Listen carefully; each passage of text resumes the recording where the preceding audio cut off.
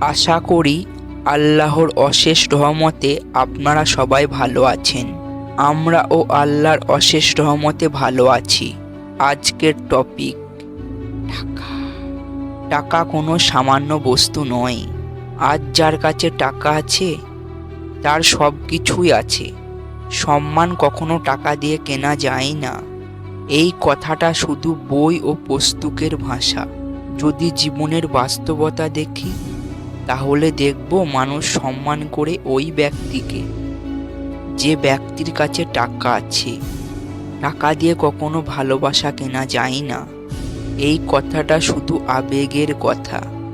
যদি জীবনের বাস্তবতা দেখি তাহলে দেখব টাকার কাছে ভালোবাসা মুহূর্তের মধ্যে বিক্রি হয়ে যায় অথবা হার মেনে যায়।